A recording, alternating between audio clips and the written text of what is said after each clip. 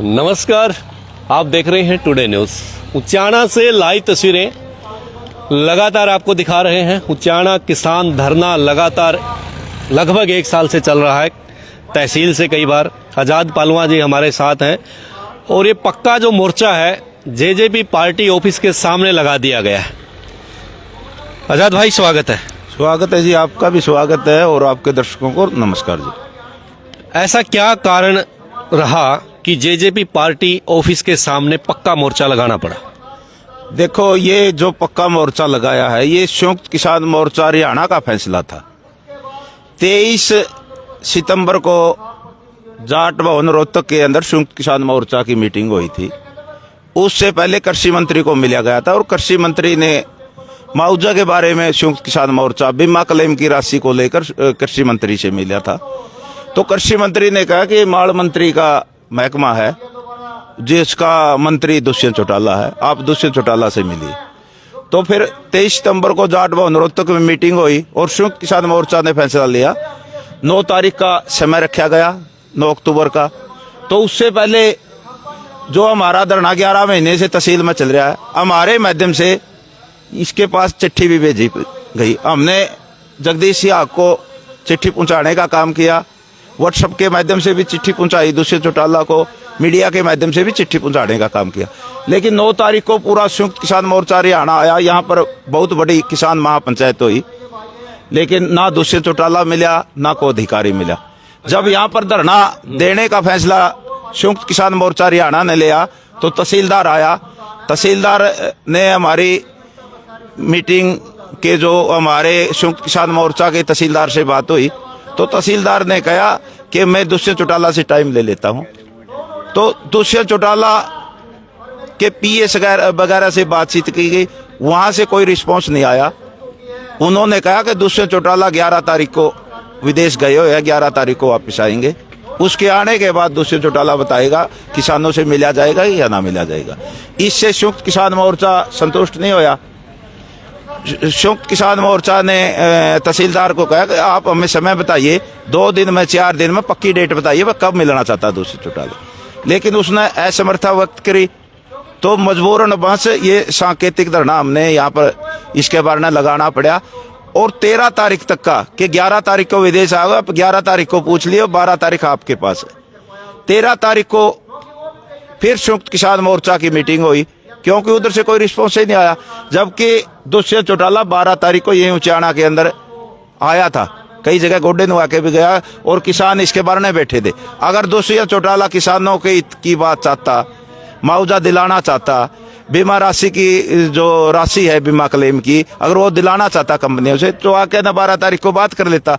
लेकिन दुष्यंत चौटाला ने बात नहीं करी। तो 13 तारीख को फिर संयुक्त किसान मोर्चा ने दोबारा मीटिंग करके ये अनिश्चितकालीन धरना लगाने का काम किया। आप हमेशा दुष्यंत सिंह चौटाला की बात करते हैं, क्या जो यहाँ के सांसद विजेंद्र सिंह हैं वो भी, उनको भी आप बार बार मिलते हैं क्या? उनको भी चिट्ठी पत्री लिखते हैं क्या, या उनको भी दोषी मानते हैं क्या, या केवल दुष्यंत सिंह चौटाला दोषी हैं? नहीं, दोनों दोषी है। उसने भी लोगों के वोट ले रखे हैं। इसी इलाके से वो 50 साल से उसका परिवार एमएलए है, एमपी है और अब भी वो एमपी बना रखा। बराबर का भागीदारी, बराबर का दोषी सांसद विजेंद्र सिंह भी है। ये मंडी के अंदर जीरी के 30 रुपए काटे जा रहे हैं किसानों के, तो उसमें ही बराबर का 15 रुपए उसके और 15 रुपए दुष्यंत चौटाला के है। हम उसको भी बराबर का हिस्सेदार मानते हैं।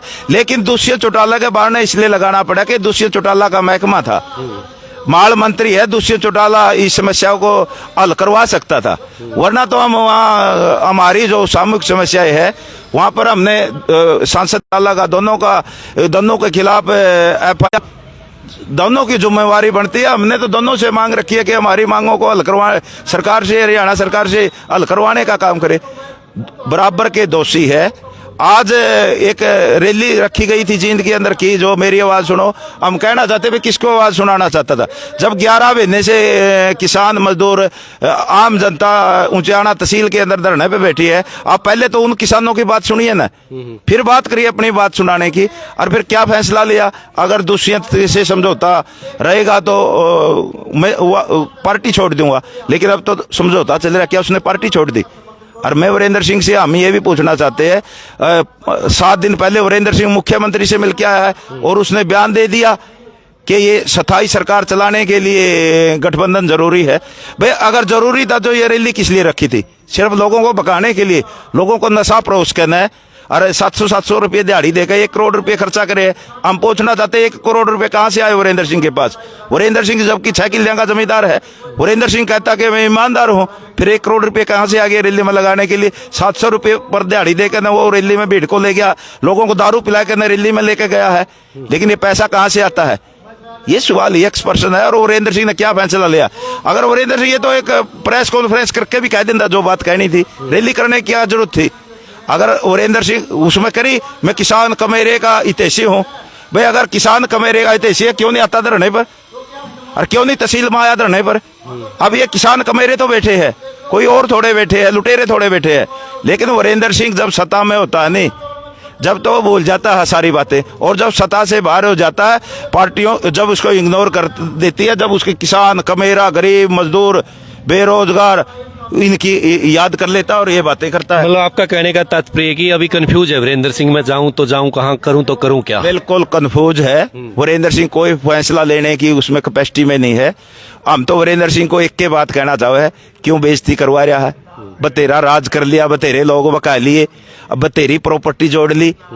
200 करोड़ की तो या कॉलेज की प्रॉपर्टी जोड़ गया, जबकि कॉलेज में जमीन सरकारी है, पैसे लोगों के लग रहे हैं के गांव में, किसी में 7 कमरे, किसी में 10 कमरे, किसी में 9 कमरे, लोगों का खून चूस के नया प्रॉपर्टी खड़ी कर लिया। आज अपने घर की भाई काका लिखने वाला ट्रस्ट बना ली। ट्रस्ट में मेंबर कौन है? इसके परिवार के सारे परिवार के सदस्य मेंबर है, तो आज उसकी निजी प्रॉपर्टी बन गई।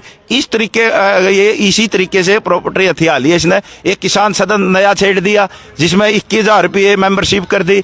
अब तो मेंबरशिप है वो सोसाइटी है, आगे जब कंप्लीट हो जाएगा, जब वो 30 करोड़ की प्रॉपर्टी बन जाएगी, जब उसको ट्रस्ट बना लेगा। यही काम वीरेंद्र सिंह का। वीरेंद्र सिंह लूट खसोट की राजनीति करी है और यही दूषित कर रहा है। हमारा यहाँ से पैसा लूट कर, उचाना से पैसा लूट कर राजस्थान में लगा रहा है, क्योंकि उसने इलेक्शन लड़ने की जरूरत है, इलेक्शन में पैसे की जरूरत है। आपने कहा कि वीरेंद्र सिंह ने बड़ी लंबी राजनीति करी, अब इस्तीफा देना चाहिए, किसी नए साथी को मौका मिलना चाहिए। हाँ बिल्कुल। क्या किसी किसान नेता को मौका मिलता है उचाना से तो चुनाव लड़ेंगे? बिल्कुल लड़ेंगे, इसमें क्या शक है? भाई अगर किसान मजदूर जो लोग हैं, इलाके के लोग हमारे को प्रपोज करते तो हम चुनाव लड़ेंगे। चुनाव लड़ने में क्या इन्हीं घराने का लिख रखिएगा चुनाव? भाई वीरेंद्र सिंह का परिवार लड़े या अजय अभय का परिवार लड़े, कोई भी प्रजातंत्र है, सबको अधिकार है चुनाव लड़ने का। और चुनाव राजनीति से ही ताकत मिलती है। हमारी तो यही सोच है, भाई चुनाव अगर मौका देंगे लोग हमें, चुनाव लड़ेंगे, बिल्कुल डंके की चोट पे चुनाव लड़ेंगे भाई। इसमें क्या बुराई क्या है चुनाव में? तो मतलब कई जैसे आरोप प्रत्यारोप किसानों के ऊपर लगते रहे हैं, जैसे पहले किसान आंदोलन चल रहा था, खालिस्तानी पाकिस्तानी फंडिंग हो, कुछ लोग कहते हैं कि आजाद भाई अपना चेहरा चमकाने के लिए, ऊंचाना से चुनाव लड़ने के लिए सारा ये धरने का कार्यक्रम चला रहा है। भाई चेहरा बड़ा सवाल है। हम दोनों कहे है और भाई चमका लो न। आजाद पालुआन है, जब पिपली के अंदर लाठी चार्ज होया था उन्होंने लाठी भी खाई थी। उसके बाद तो 15 सितंबर 2020 को ऊंचाना के अंदर धरना दे दिया था। जब तो सरकार बनी थी, झूठे लाठी भी मारे थी, पुलिस और झूठे मुकदमे भी दर्ज करे थी। जब पूरी मंडी की मीटिंग हुई थी, किसानों की मीटिंग हुई थी, घर आता बुला के ले आए थे आजाद पालुआन ने तो। और जब से मैंने कहा था उस मीटिंग में, आज भी वो बातें रिकॉर्ड है कि भाई टांग ना खींचियो, मैं नेतृत्व तो कर लूंगा, लेकिन कुछ भाई टांग भी खींचेंगे, कुछ भाई नो भी करेंगे। चेहरा चमकाने के लिए आया है, यू राजनीति करने के लिए आया है। उस दिन सभी ने हाथ उठा के एक शपथ ली थी, भाई हम तेरा साथ देंगे, और लोग साथ भी दे रहे हैं मेरा। और उस दिन से लेकर आज लगा लोगों की लड़ाई भी लड़ रहे हैं। और उससे पहले जो कंडेला कांड होया था, कंडेला आंदोलन चला था, घासीराम नैन के साथ हमने कंधे से कंधा मिलाकर लड़ाई लड़ी थी, और घासीराम नैन से हमने सीखने का काम किया था। आजाद भाई के ऊपर फिलहाल कितनी एफआईआर दर्ज है? मेरे पे 36 एफआईआर दर्ज है। मेरा आर्म्स लाइसेंस भी कैंसिल कर दिया इन एफआईआरों का हवाला देकर ने। और दूसरी बात, मेरी ट्रैक्टर की एजेंसी थी वो बंद करवा दी। मेरा जितना भी बिजनेस था वो बंद करवा दिया। विजिलेंस की रेड मेरे हो ली, इसकी बिजली की रेड मेरे मार ली। आर्थिक तौर पर मेरे को बहुत भारी नुकसान हो लिया, और 3 बार मैं जेल भी काट आया। तो इसमें ये सब- क्या बुराई है? अगर लोग मेरे को चाहेंगे, भाई अगर लोग चाहेंगे तो भाई इलेक्शन लड़ने भी हम तैयार है। और इलेक्शन लड़ेंगे, एमएलए बनेंगे, जो लोगों का भला भी करेंगे। पाँच से थोड़ा मौका मिला था जिला पार्षद बनने का, तो मेरे जो जिला परिषद के काम है आप उनमें पूछिए मैंने कितने काम करा रखे। मैंने तो पशु हॉस्पिटल भी बनाए, गांव-गांव में चौपालें भी बनाई, और कितने काम हो। तो लोग अपनी जबानें बचाओगे आप। मेरा वार्ड है जिला परिषद का, मैंने 15 करोड़ रुपए खर्च करवाए थे। मैं उन गांवों में कह सकता हूं जाके न कि वरिंदर की 50 साल की राजनीति है और यो डिप्टी सीएम है, इन तक घने काम करवा रखे दोनों मेरे 9 के 9 गांव में, और दूसरे गांव में मैंने काम करवा रखे। जिला पार्षद का मौका मिला था छोटा, और आगे मौका मिलेगा जहाँ हमें दिखाओगे राजनीति किस प्रकार से होती है। ये लोग लुटेरे, ये लूट की राजनीति करते हैं। हम किसान कमेरे की भलाई की राजनीति करेंगे। आपने कहा कि चेहरा चमकाया तो 36 एफआईआर दर्ज होगी, मुकदमे दर्ज हो गए। जब मान लो कभी मौका मिला इस प्रकार का विधानसभा में पहुंचने का, क्या जो किसान मजदूर के मुद्दे अभी उठा रहे हैं 1.5-2 साल से आप, क्या वो लगातार चलते रहेंगे? बिल्कुल लगातार। हमारी जो डेकलेट था पानी की समस्या नहीं, अगर मेरे को मौका मिल गया, इतना रफजाया नहीं निकल जाता, इतना धरना चालू रहेगा। जब ये पानी की समस्या हल हो जाती कि यहाँ पर खेल स्टेडियम बन जाएगा, यहाँ पर सरकारी कॉलेज बन जाएगा, उसी के बाद ये धरना उठागा। वरना ये चाहे कितने दिन चले आ जाओ, जब मौका मिल गया विधानसभा में उठवाने की क्या बात है। यो जो इन घर की दुकान खोल रखी, हम इसको सरकारी बना देंगे, इसको खोज ले गए, इस कॉलेज को। हाँ, सरकारी पैसा, सरकारी जमीन, लोगों का पैसा यू के मांगे भाई वीरेंद्र सिंह। हमें इसको सरकारी बनाओगे, अगर समय आया जाए हमारा सरकारी बनाने का काम करेंगे। तो कौन सी पार्टी से चुनाव लड़ने का मन है? भाई पार्टी कुछ नहीं, अगर किसान मजदूर लड़ाना चाहोगे तो लड़ेंगे। निर्दलीय नहीं को किसी तरीके से लड़ाना चाहो, कोई मतलब कोई पार्टी का ऑफर वगैरह तो आते रहते हो? भाई वो तो देखो बाद की बात है। हमने अभी इस बारे में कुछ नहीं सोचा। अगर हमारी नीतियों के अनुसार हमारा जो हमारी प्लानिंग है, हमारी को वहां पर है भाई डेकलेट तरफ जाया कटवा देगा, अरे यो सरकारी कॉलेज बन जाएगा, खेल स्टेडियम बन जाएगा, ऊपरगामी रेलवे बन जाएगा, लोगों की जो ये समस्या में ठहरे है ये हल करवा देंगे। और भाई को लड़ेगा जो, और भाई का भी साथ देने ना हम तैयार है। कोई जरूरी नहीं भाई हमें, अगर हमारे से कोई सक्षम भाई होगा, किसान मजदूर का बैठा हुआ, जो किसान मजदूर के हित में लड़ाई लड़ी है, आंदोलन में सक्रिय रहा है, किसान मजदूर की मांग उठाने का, को और सक्षम होगा जो उसका साथ भी देने का काम करेंगे। ये थोड़ा भाई हमें है, वो तो लोगों की इच्छा होगी, जैसे भी लोगों की इच्छा होगी तो उससे लोगों की इच्छा के अनुरूप कार्य करेंगे। तो ये धरना कब तक चलेगा आपका? ये तो है निश्चितकालीन धरना है, जब तक मांगे नहीं मांगे। जब लग मांगे नहीं मानी जाती। ये मांगे न क्या हमने खजाना मांग रखा है कि भाई जो बाढ़ग्रस्त है, सूखे से, गुलाबी सुंडी से जो फसल खराब हुई है उसका मुआवजा दिया जाए, जो बकाया मुआवजा है वो सरकार देने का काम करे, जो बीमा क्लेम की राशि है वो खाते में डाली जाए। बीमा के इनका बाप का है, सरकार का है कि सरकार ने देना है, लोगों ने अपना बीमा कटवा रखा, कंपनियों ने बीमा देना है। लेकिन या बीजेपी सरकार ने भी इलेक्शन लड़ना है, वो सारा पैसा किसानों की देने के बजाय कंपनियों से ले लिया। भाई किसानों को छोड़ो और हमारे को दे दे, इलेक्शन में काम आएगा। इनती करते थोड़ा देना, कंपनियों ने देना, कंपनी पहले पैसा ले रही है। युद्ध दिलाने का काम के जब लग ये हल नहीं हो जाती, जब लग धरना चलेगा। जी, तो बहुत बहुत धन्यवाद आजाद भाई। तो आजाद भाई ने आज बड़ी बेबाकी के साथ बातें रखी हैं और अपने पत्ते खोलने का काम किया है कि जब तक समाधान नहीं, पक्का धरना जेजेपी ऑफिस उचाना के आगे चलता रहेगा। टुडे न्यूज के लिए जगरूप सिंह की रिपोर्ट।